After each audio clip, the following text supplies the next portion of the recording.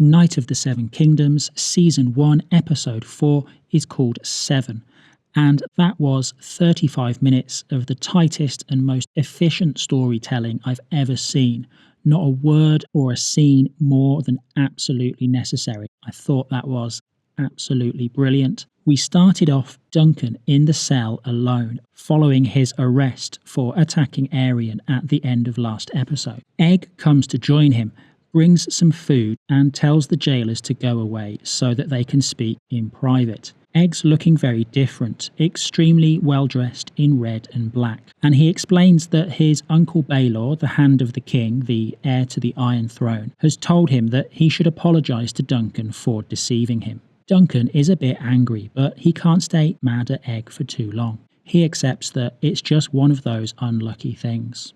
Baelor wants to speak to Dunk, and the pair of them go upstairs to Baelor's study. They discuss what Aerion was doing, and Egg is completely unafraid to express his true feelings about his brother.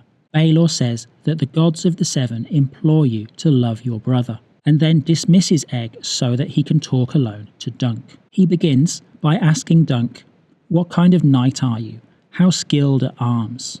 How skilled at fighting?" He's leading Dunk down a particular path. They discuss what Dunk did and why, and the different arguments for it being a good and bad idea. It was the right thing to do because Aerion was attacking the weak, and knights should protect the innocent. It was the wrong thing to do because Aerion belongs to the royal family, and politically it's a bad idea to attack the royal family. Duncan learns he's also being accused of kidnapping Egg. The accuser is Daeron, Egg's eldest brother.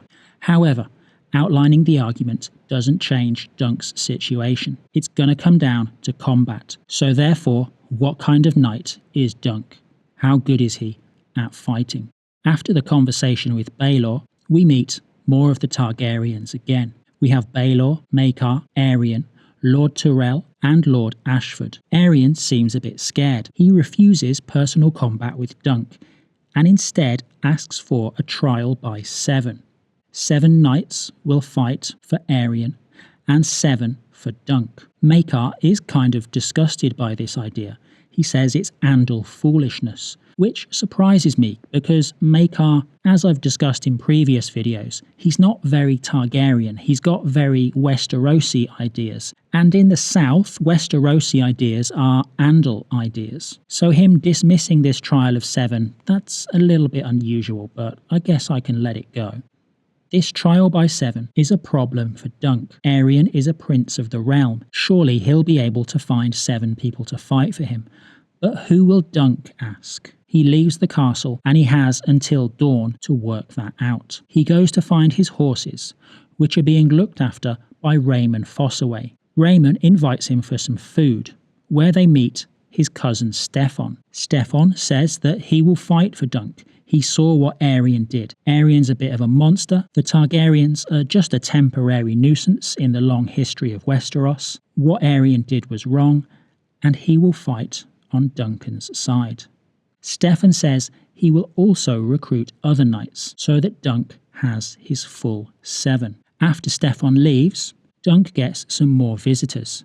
It's Egg, who says, "Hey, I'm your squire, this is why I'm here," as well as Egg's elder brother Daeron. Duncan is clearly unhappy to see him, pulls a knife and puts it to Daeron's throat, only stopping because Egg asks him to stop. Egg updates Duncan on who will be fighting for Aerion. There will be Aerion himself, his father Maekar, his big brother Daeron, and 3 of the Kingsguard, because the Kingsguard are under orders and will do what they're told. Daeron isn't interested in fighting. He apologises to Dunk for lying about him and says, "Can you just smack me about a bit and then I'll stop fighting really quickly." Dunk isn't particularly happy about this, but there's not a lot he can do. Outside the tent, they chat about Daeron's dreams. Daeron says that his dreams come true. "I dreamed of you and a dead dragon, a great beast, huge, with wings so large they could cover this meadow. It had fallen on top of you, but you were alive and the dragon was dead." Daeron seems haunted by dragons, both in his dreams and by their loss in real life. Who exactly are the Targaryens without their dragons? Daeron isn't sure. Next, Dunk goes to the puppet show. Tanselle and her family have gone, but he's able to pick up the shield that she painted from small pate. He remembers the puppet show. All men are fools, all men are knights. And he seems to realise that he's approaching the crucial moment. What kind of man actually is he? Is he a fool, or is he a knight? Small Pate is clearly sympathetic. After Tanselle painted the shield, the armourer improved the metal around the edge and asks Dunk for just 1 copper for the work. In the early light of the morning, Dunk sees the men who have been recruited to fight with him. There's Lyonel Baratheon. There's Sir Robin Risling, who says that the Targaryens have offended the gods, so that for this moment at least, he is against the Targaryens. There's also the guy that Aerion injured in the previous episode. Yes, his leg is broken. Yes, he can't walk, but he can sit on his horse and he will fight because Aerion is a bad person. It's been noticeable throughout the show that the right of the Targaryens to be in charge of Westeros is under question. Perhaps not to their face, but people are starting to be willing to take actions against them. Lyonel Baratheon, it seems, is in it for the fun. He sees it as a good excuse to smack around the Kingsguard, which is a nice bit of foreshadowing for his future relationship with Dunk. We also discover that Steffon Fossaway did not recruit these knights. It was Egg who's done the work of finding them. Steffon Fossaway did not recruit any knights because he's broken his word.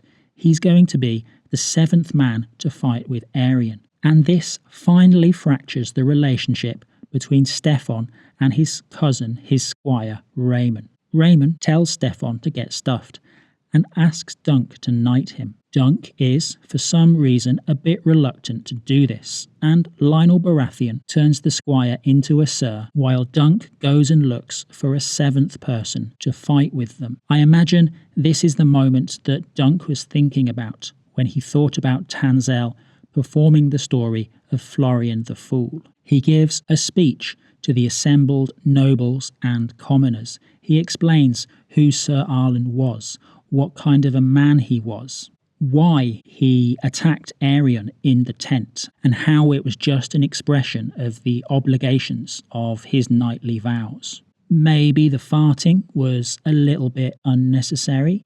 Overall, it's really good. And the build-up is to the revelation that Baelor will be the 7th man to fight for Dunk. And he says he's doing it because Duncan did the right thing, because Duncan's a true knight, because Duncan remembered his vows. And that's it. That's the episode. That's the whole thing. Like I say, it's incredibly efficient. It's the fastest 35 minutes of anything I think I've ever watched. What a fantastic episode. Just lean, mean, no fat whatsoever. It reminds me of Game of Thrones Season 1 because it's a faithful adaptation. This episode is absolutely jam-packed with dialogue and events from the books. It's the most simple and easy kind of adaptation. I like it because the people who've made it clearly possess the humility to just use what they have instead of doing their own thing. It's such a good story. It's so well written. It's so exciting. What else could you ask for? What more could you ask for? Perhaps get rid of the farting. That would be okay. But otherwise, this show just gets better and better. So that was Season 1, Episode 4, 7. It was great. Thanks for watching.